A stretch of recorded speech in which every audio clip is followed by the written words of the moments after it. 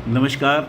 आपका बहुत बहुत स्वागत है महिलाओं की सबसे ज़्यादा प्रतिष्ठित पत्रिका गृहलक्ष्मी के फेसबुक पेज के लाइव सेशन में मेरे साथ जुड़ने के लिए। आज का सेशन बहुत इंटरेस्टिंग है, बहुत एंटरटेनिंग है और बहुत इन्फॉर्मेटिव है। आप पुरुष हों या महिला, अगर जीवन में अच्छी सेहत आपका गोल है तो ये सेशन आपके लिए है। आइए आज इससे भी एक कदम और आगे चलते हैं। अगर कोई व्यक्ति बीमार हो और वो ये जानना चाहे कि बीमारी ठीक कैसे हो, तो शायद कोई भी डॉक्टर बता देगा। लेकिन अगर ये जानने की इच्छा हो कि बीमारी का कारण ही दूर हो जाए, तो फिर यही एक सेशन है जो आपके लिए है।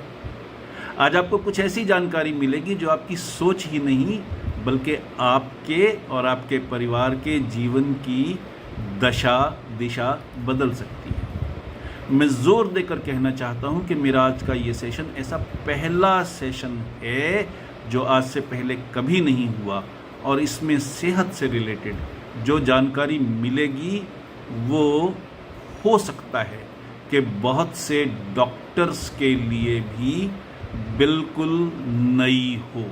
इसलिए मेरी बातों को बहुत गौर से सुनिएगा। अब आप इसे देख तो रही ही हैं, बस शेयर करना मत भूलिएगा।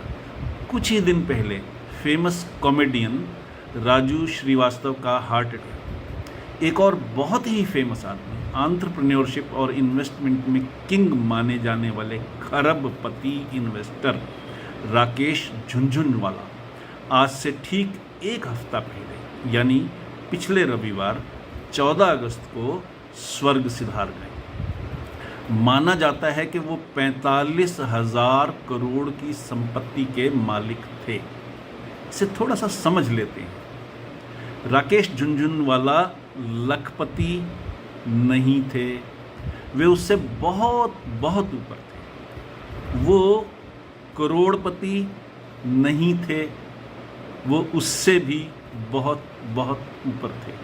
वो अरबपति भी नहीं थे, वो उससे भी ऊपर थे।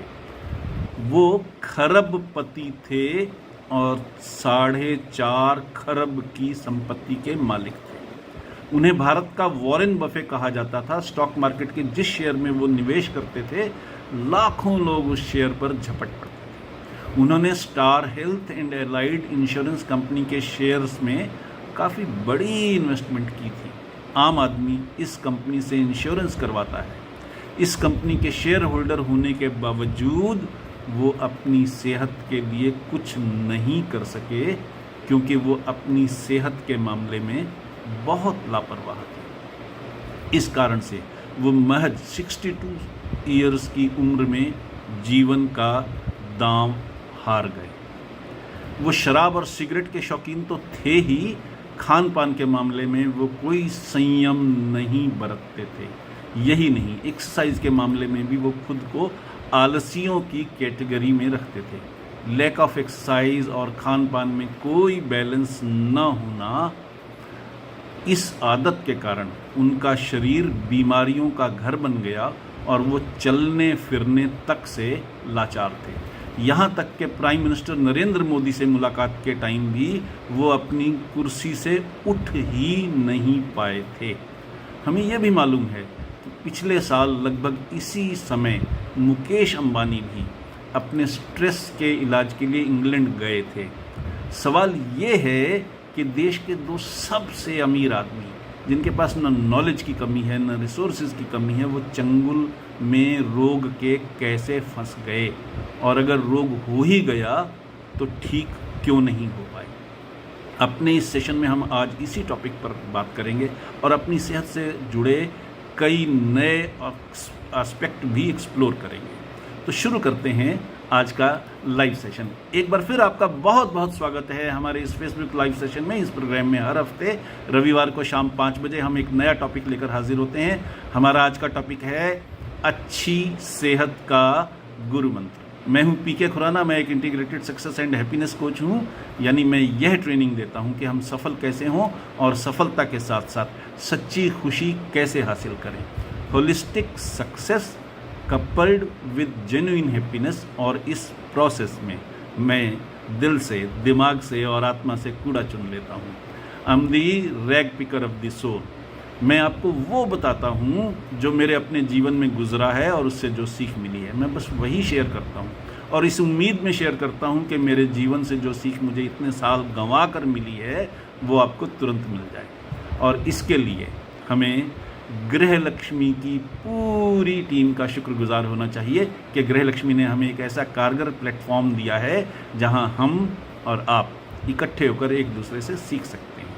मैं जीवन के वो सबक सिखाता हूं जिससे आप सब जीवन में आगे बढ़ सकें, सफल हो सकें, सेहतमंद रह सकें, जॉब में हो तो प्रमोशन पा सकें और बिज़नेस में हो तो बिज़नेस और भी बढ़ा सकें। लेकिन मेरा काम यहीं ख़त्म नहीं होता।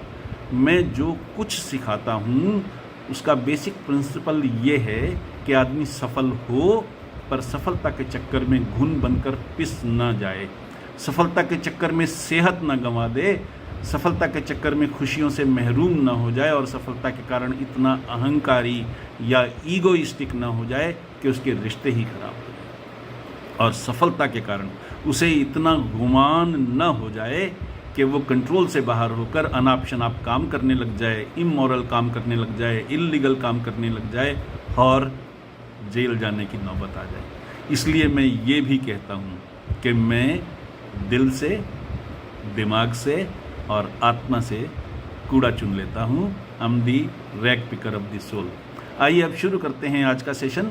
हमारा आज का टॉपिक है अच्छी सेहत का गुरु मंत्र। जो लोग मुझे हेल्थ एंड हैप्पीनेस गुरु के रूप में जानते हैं या जो कहीं से मेरे बारे में सुनते हैं, ऐसे लोगों का मेरे पास आना जाना लगा ही रहता है। मैं अक्सर ऐसे लोगों से मिलता हूं जो अपने जीवन में सेटिस्फाइड नहीं हैं, खुश होना तो दूर की बात है। ऐसे लोगों की काउंसलिंग करते समय जो एक ख़ास बात मेरी निगाह में आई वो ये थी कि ऐसे लोगों में से ज़्यादातर लोग सेहतमंद नहीं हैं और सेहत की समस्या भी उनके खुश न रहने का या उनकी कई दूसरी उलझनों का एक बड़ा कारण है। तब मुझे इस तरफ भी ध्यान देने की ज़रूरत महसूस हुई कि खुश रहने के लिए सेहतमंद होना भी एक ज़रूरी फैक्टर है। तब मैंने अपना ध्यान इस ओर लगाना शुरू किया कि हम अच्छी सेहत कैसे बनाए रख सकते हैं। अपना ज्ञान बढ़ाने के लिए मैंने इस टॉपिक पर कई डॉक्टर्स से बात की। इनमें allopath, homeopath, Ayurvedic doctor, naturopath आदि सभी तरह के डॉक्टर्स शामिल थे। इन सब से जो ज्ञान मिला, जब मैंने उस पर और गहराई से विचार किया तो मुझे समझ आया कि अपने लाइफस्टाइल में एक्सरसाइज को शामिल करके और अपने फूड इनटेक को रेगुलेट करना भी ज़रूरी है, वरना सेहत की बात अधूरी रहेगी। ये समझ में आने के बाद मैंने अपनी बातचीत के दायरे में योगाचार्य और डाइटिशियन को शामिल किया। फिर मैंने इससे एक और कदम आगे बढ़कर अपनी जान पहचान के एक काबिल शेफ़ से भी फूड के बारे में समझना शुरू किया। जब मैं हिमाचल प्रदेश के पॉपुलर हिंदी डेली अखबार दिव्य हिमाचल में डायरेक्टर मार्केटिंग था, तब दलाई लामा जी के पर्सनल फिजिशियन डॉक्टर येशी डोंडन से 3 बार मेरी मुलाकात हुई थी। अब वो इस दुनिया में नहीं हैं, वो तिब्बतन हेल्थ केयर सिस्टम के सबसे बड़े जानकारों में से एक थे। उनसे जो डिस्कशन होती थी मैं बाद में उसके नोट्स बना देता था। हालांकि नोट्स बनाने के बावजूद तब मैं उस जानकारी पर अमल नहीं कर पाया था, पर अब जब मैंने स्पेसिफिकली सेहत पर ही फोकस करना शुरू किया तो उनकी दी हुई जानकारी से मुझे बहुत फ़ायदा मिला और मुझे एक नए तरीके से सोचने का रास्ता मिल गया। डॉक्टर डोंडन से मिली जानकारी का फ़ायदा ये हुआ कि मैंने ये सोचना शुरू किया कि बीमारी की जड़ तक कैसे पहुंचा जाए और उसे पूरी तरह से कैसे ठीक किया जाए। दरअसल हमें पता ही नहीं है कि बीमारी ठीक होने का मतलब क्या है। थोड़ा धीरज रखिए, मैं इस बात का खुलासा करता हूँ कि बीमारी ठीक होने का असली मतलब है क्या। देखिए, मैं चश्मा लगाता हूँ। क्यों लगाता हूँ मैं चश्मा? क्योंकि बिना चश्मे के मैं साफ नहीं देख सकता, यानी मेरी नज़र कमज़ोर हो गई है क्योंकि किसी भी कारण से मेरी आंखों में कुछ नुक्स आ गया है। मैं आंखों के डॉक्टर के पास गया, उन्होंने मेरी आंखें चेक की और मुझे चश्मे का नंबर दे दिया। मैंने चश्मा लगाना शुरू कर दिया और मैं अपने हर कामकाज के काबिल हो गया क्योंकि मुझे सब कुछ साफ साफ नज़र आने लग गया। मैं भी खुश, डॉक्टर भी खुश। लेकिन ज़रा ध्यान से सोचिए, थोड़ा गहरे जाइए और समझने की कोशिश कीजिए कि क्या मेरी आंखें ठीक हो गई? नहीं ना, क्योंकि अगर मैं चश्मा न लगाऊं तो मुझे साफ नहीं दिखाई देगा, यानी मेरी आंखें ठीक नहीं हुई, आंखों का इलाज नहीं हुआ। मुझे 2-2, 3-3 चश्मे रखने पड़ते हैं, घर में अलग, ऑफिस में अलग, लैपटॉप बैग में अलग, एक और, ताकि जब कभी सफ़र में रहूं तो चश्मा भूल जाने के कारण काम न रुके। आप चश्मा लगाएं या लेंस लगा लें, आपको उन्हें साथ रखना पड़ेगा। अगर किसी की नज़र ज़्यादा कमज़ोर है तो उसे स्विमिंग जैसी एक्टिविटीज़ के टाइम पर चश्मा उतारना पड़ेगा और हो सकता है कि उससे उनको स्विमिंग में या कुछ दीगर स्पोर्ट्स एक्टिविटीज़ में दिक्कत आए। आँखों के इलाज का एक और तरीका है कि आप लेसिक लेज़र से इलाज करवाइए। उससे आप चश्मे या लेंस से तो निजात पा गए, पर असली कारण तब भी दूर नहीं हुआ क्योंकि उम्र के साथ फिर से नज़र कमज़ोर हो सकती है। तो मेरी खोज का मकसद ये था कि मैं ये समझ सकूं कि आंखें कमज़ोर होती ही क्यों हैं, और अगर उस कारण को समझ लें तो क्या ये पॉसिबल है कि नज़र कभी भी कमज़ोर ना हो। एक और एग्जांपल लेते हैं। मान लीजिए कि मैं बहरा हो गया, पार्शली डेफ हो गया, सुनने की ताकत कुछ कम हो गई। मैं डॉक्टर के पास गया, मेरी हियरिंग कैपेसिटी के टेस्ट के बाद मुझे एक हियरिंग एड दे दी गई। मैं कंफर्टेबल हो गया क्योंकि अब मुझे सुनने की दिक्कत काफ़ी कम हो गई। पर दोनों ही मामलों में, यानी चाहे मेरी नज़र कमज़ोर हुई या सुनने की ताकत कम हुई, डॉक्टर ने मेरा इलाज नहीं किया, मेरी बीमारी दूर नहीं की। मेरी आंखें अब भी ख़राब हैं, मेरी हियरिंग अब भी कम है। डॉक्टर ने बस मुझे एक एक्सटर्नल डिवाइस चेप दी जिसका कि मैं ज़िंदगी भर के लिए गुलाम हो गया, और ये डिवाइस मुझे बार बार अपग्रेड करनी पड़ेगी क्योंकि चश्मे का नंबर बदलता रहेगा या पहले से ज़्यादा पावरफुल हियरिंग एड लेनी पड़ेगी। मेरी प्रॉब्लम तो सॉल्व हुई पर मेरा इलाज नहीं हुआ। प्रॉब्लम सॉल्व होने में और इलाज होने में बड़ा फ़र्क है। हम बस इसी फ़र्क को नहीं समझते, इस तरफ ध्यान ही नहीं देते। बीमारी कोई भी हो, दवाइयों से बीमारी दबती है, ठीक नहीं होती, बल्कि दवाइयाँ लेते रहने के बावजूद धीरे धीरे बढ़ती रहती है और आखिरकार कई नई बीमारियों को जन्म देती है। एग्ज़ाम्पल के तौर पर अगर मान लीजिए कि मुझे हाई ब्लड प्रेशर है और मैं डॉक्टर के पास गया तो डॉक्टर ने दवाई लिख दी। धीरे धीरे दवाई की मिकदार बढ़ती चली जाएगी, दवाई की पोटेंसी बढ़ती चली जाएगी। दिन में एक बार के बजाय 2 बार या 3 बार लेनी पड़ सकती है। किसी एक दवाई के साथ कोई दूसरी दवाई भी लेनी पड़ सकती है। उसके बावजूद ये पॉसिबल है कि 10-15 साल के बाद मुझे डायबिटीज़ हो जाए, मेरी किडनी ख़राब हो जाए, मुझे हार्ट अटैक हो जाए, ब्रेन स्ट्रोक हो जाए या कोई और गंभीर बीमारी हो जाए।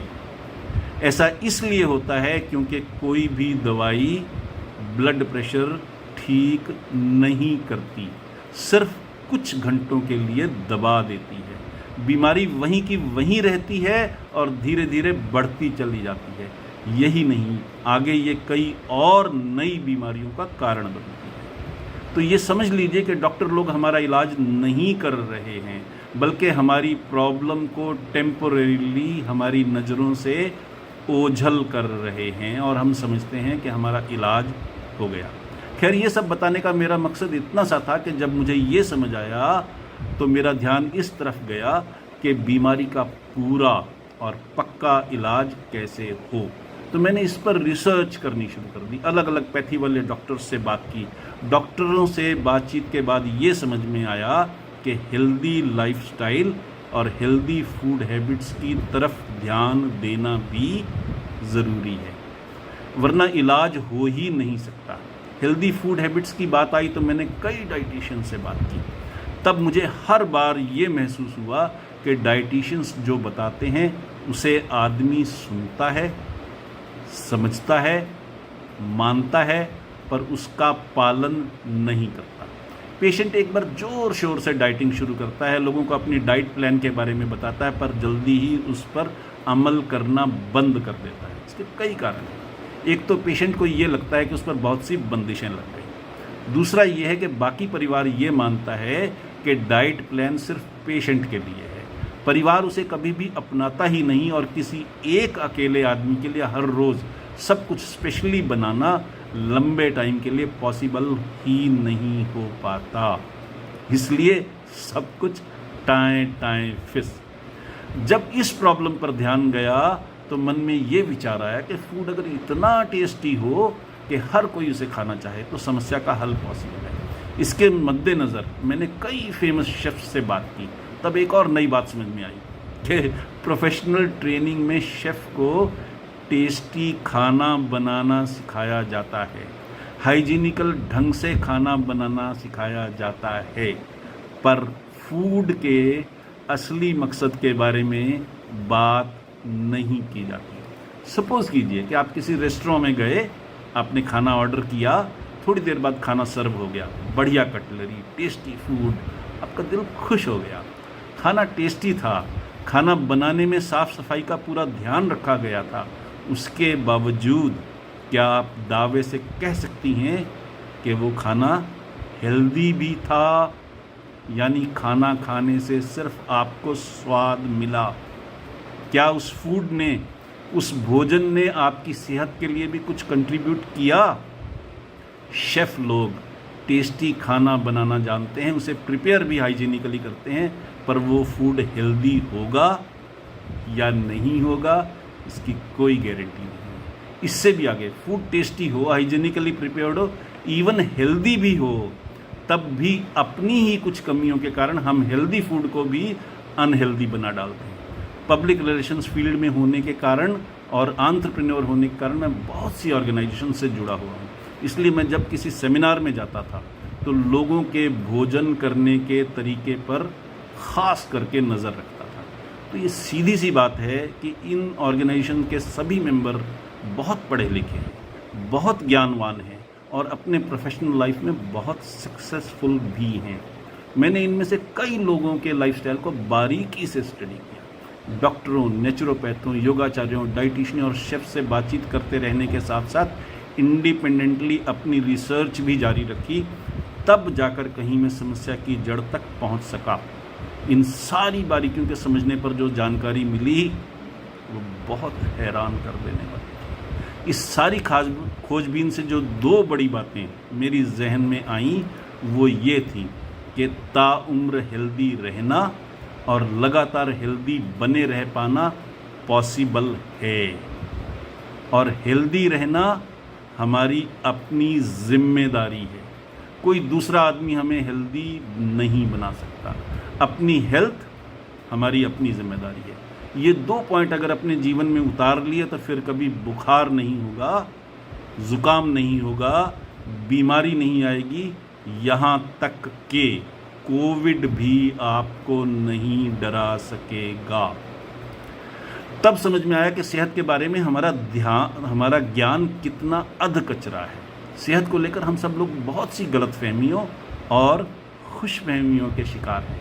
यहाँ तक कि घर में खाना बनाने वाली लेडीज़ भी जो पूरे परिवार को संभालती हैं, हेल्दी फूड के मामले में उनका ज्ञान भी अधूरा है। अक्सर तो हम हेल्दी फूड को भी अपने इग्नोरेंस के कारण अनहेल्दी बना डालते हैं। लोगों के खान पान और जीवन शैली पर मेरी खोजबीन का रिज़ल्ट ये है कि मैं दावा कर सकता हूँ कि आज देश में पैदा होने वाले 99% बच्चे जन्म से ही कुछ न कुछ रोग लेकर आ रहे हैं, क्योंकि उनकी माताओं ने अनहेल्दी फूड खाने की आदत अपना रखी है। और नौजवानी तक आते आते इन बच्चों के शरीर में अलग अलग बीमारियों का इशारा मिलना शुरू हो जाता है। 40 की उम्र तक पहुंचते ना पहुंचते ये लोग किसी न किसी बीमारी के शिकार हो जाते हैं और मेडिकल फील्ड में प्रिविलेंट मार्केटिंग के नज़रिए के कारण उनका गलत इलाज भी उनकी बीमारी को और बढ़ा देता है। मैंने ये सब इतनी डिटेल में इसलिए बताया है ताकि आप समस्या की गहराई को समझ सकें। आइए अब ये समझते हैं कि बीमारियों से बचने का तरीका क्या है। समस्या ये है कि हेल्थ रिलेटेड परेशानियों के मामले में हेल्दी फूड के बारे में हमारी इग्नोरेंस तो एक कारण है ही, हम इस फैक्ट से भी अनजान हैं कि हम क्या खाते हैं। ये तो इम्पॉर्टेंट है ही, पर उससे भी ज़्यादा इम्पॉर्टेंट ये है कि हमने जो खाया उसमें से कितना पचाते हैं, कितना डाइजेस्ट कर पाते हैं। समझने वाली बात यह है कि हम जो खाएंगे उससे न्यूट्रिशन नहीं मिलेगा, उससे न्यूट्रिशन नहीं मिलेगा। न्यूट्रिशन उससे मिलेगा जो हम पचा लेंगे, डाइजेस्ट कर लेंगे, क्योंकि जो डाइजेस्ट नहीं हुआ वो तो वेस्ट मटेरियल बनकर मल मूत्र के ज़रिए बाहर निकल जाएगा। इसलिए ये ज़रूरी है कि हम जो खाएं उसे बहुत ज़्यादा चबा चबा कर खाएं। मैं पढ़े लिखे उम्र दराज लोगों को भी खाना खाते हुए देखता हूँ तो हैरान रह जाता हूँ। मुंह में एक बाइट रखते ही हाथ खाली हो जाता है, तो वो या तो अगली बाइट ले लेते हैं या सलाद का टुकड़ा उठा लेते हैं। परिणाम ये होता है कि पहली बाइट को बिना पूरा चबाए स्वेलो कर लेते हैं, निगल लेते हैं और मुंह में अगली बाइट पहुंच जाती है। बिना चबाया खाना पचता नहीं है और हमारा पेट तो भर जाता है, पर न्यूट्रिशन नहीं मिलती। खूब चबाकर खाना अच्छी सेहत की पहली ज़रूरत है। दूसरी बात यह है कि जो खाना हमें पचता नहीं है, डाइजेस्ट नहीं होता, वो शरीर के अंदर गंदगी के रूप में जमा होता रहता है। जब वो ज़्यादा हो जाए उससे हमारी डाइजेशन की पावर और कम हो जाती है, और जब डाइजेशन की पावर कम हो जाए तो ये मल्टीप्लिकेशन का इफ़ेक्ट है कि तब और ज़्यादा खाना पचना बंद हो जाता है और धीरे धीरे अंदर की गंदगी बढ़ती रहती है। वो गंदगी जो शरीर में जमा है अनडाइजेस्टेड फूड के रूप में, वो सभी बीमारियों का कारण है। दूसरा पॉइंट ये है कि शरीर की बाहरी सफाई को लेकर तो हम जागरूक हैं, पर शरीर की अंदरूनी सफाई पर हमारा ध्यान बिल्कुल नहीं है। जो खाना नहीं पचता उसमें से कुछ भी हिस्सा अगर शरीर में रह जाए तो वो गंदगी के ढेर के रूप में शरीर में जमा होता रहता है। एक बार अगर शरीर के अंदर गंदगी जमा होनी शुरू हो गई तो फिर ये बढ़ती चली जाती है और अलग अलग बीमारियों का कारण बनती है। रिसर्च से ये प्रूव हुआ है, मैं रिपीट करता हूँ, ये एक साइंटिफिक रिसर्च है, मेरा गढ़ा हुआ कुछ नहीं है। रिसर्च से ये प्रूव हुआ है कि बीमारी कोई भी हो, आई रिपीट, बीमारी कोई भी हो, उसका कारण सिर्फ और सिर्फ एक है और वो है शरीर के अंदर की ये गंदगी। जब शरीर के अंदर की ये गंदगी बढ़ जाती है तो फुंसी, फोड़ा या बुखार बनकर बाहर निकलती है, ज़ुकाम बनकर बाहर निकलती है। पर अगर ये गंदगी ज़रूरत से ज़्यादा बढ़ जाए तो फिर ये कोई क्रॉनिक डिसीज़ बनकर सामने आती है। मतलब ये है कि शरीर के अंदर जमा हो चुकी गंदगी ही सारी बीमारियों की जड़ है। और अगर हम एनिमा, जल नेति, प्राणायाम आदि से या किसी भी और तरीके से ये गंदगी बाहर निकाल लें तो बीमारी का कारण खत्म हो जाता है। इसी तरह अच्छी हेल्थ के लिए एक्सरसाइज का बड़ा रोल है। एक्सरसाइज के बिना हमारा शरीर अंदर से बूढ़ा हो जाता है और बीमारियों का घर बन जाता है। इसलिए अच्छी हेल्थ के लिए तीसरा नुक्ता ये है कि हम नियमित रूप से कुछ न कुछ एक्सरसाइज ज़रूर करें। इसी तरह पूरी और गहरी नींद भी बहुत ज़रूरी है। नींद के फिक्स्ड टाइम का ध्यान रखना भी उतना ही इम्पॉर्टेंट है।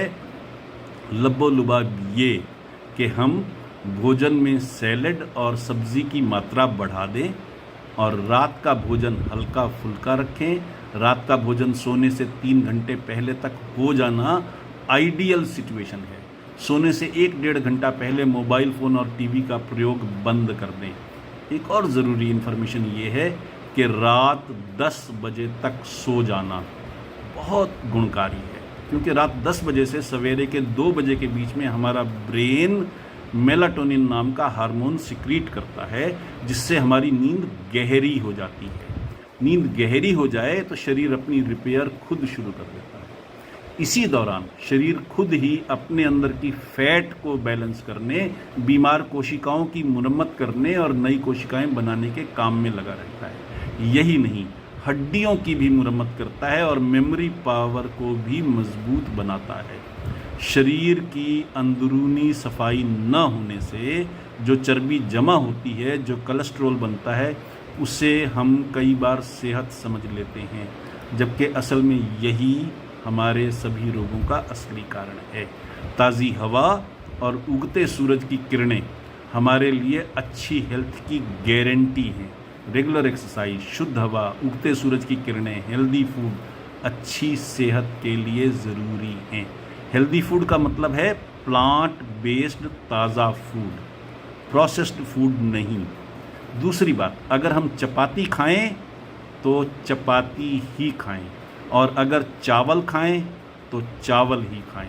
अपने मील्स में सैलेड और सब्ज़ी की मात्रा बढ़ा दें। खूब चबा चबा कर खाएं, सैर करें, एक्सरसाइज करें, गहरी सांसें लें, प्राणायाम करें, पर इन सब के साथ शरीर की अंदरूनी सफाई को ना भूलें। शरीर की अंदरूनी सफाई आपकी सेहत की गारंटी है, बिना दवाई के, बिना डॉक्टर के। ऐसा कर लें और इसे अपनी आदत बना लें तो जीवन भर न किसी डॉक्टर की ज़रूरत होगी न दवाइयों की। पर मुझे फिर से ये दोहराना ही होगा कि हेल्दी रहना एक चॉइस है। हम हेल्दी रहना चुन सकते हैं और सारी उम्र हेल्दी रह सकते हैं, पर हेल्दी रहना हमारी जिम्मेदारी है। हम इस जिम्मेदारी को निभाना चाहते हैं या नहीं, ये पूरी तरह से हमारी चॉइस है। सो चूज़ वाइजली। डॉक्टर पर नहीं, खुद पर भरोसा कीजिए। स्वस्थ रहिए, आनंद मनाइए। आखिर में मैं यही कहूँगा कि आप सबने इतने धीरज के साथ मेरे साथ इतना समय गुजारा, इसके लिए दिल से शुक्रिया। आपके मन में कोई सवाल हो, कुछ पूछना हो, बताना हो या कोई सुझाव देना हो तो मुझे ईमेल कीजिए या व्हाट्सएप कीजिए। मेरी मेल आईडी है भी बहुत आसान। आप मुझसे मेरी मेल आईडी pkk@indiatotal.com पर संपर्क कर सकती हैं, या फिर हमारे नंबर 6284696674 पर व्हाट्सएप कीजिए। याद रखिए, सिर्फ व्हाट्सएप करना है, फ़ोन नहीं करना। व्हाट्सएप करेंगी तो जवाब ज़रूर मिलेगा, और अगर बातचीत की ज़रूरत होगी तो दोनों की सुविधा के मुताबिक टाइम फिक्स कर लेंगे और बात भी हो जाएगी। इसके साथ ही आज के प्रोग्राम का टॉपिक अच्छी सेहत का गुरु मंत्र अब समाप्त होता है। अपने host health and happiness Guru PK Khurana को अब इजाज़त दीजिए। अगले हफ्ते रविवार को शाम 5 बजे फिर मिलते हैं एक नए टॉपिक के साथ। तब तक के लिए खुश रहिए, स्वस्थ रहिए और जीवन का आनंद लीजिए। नमस्कार।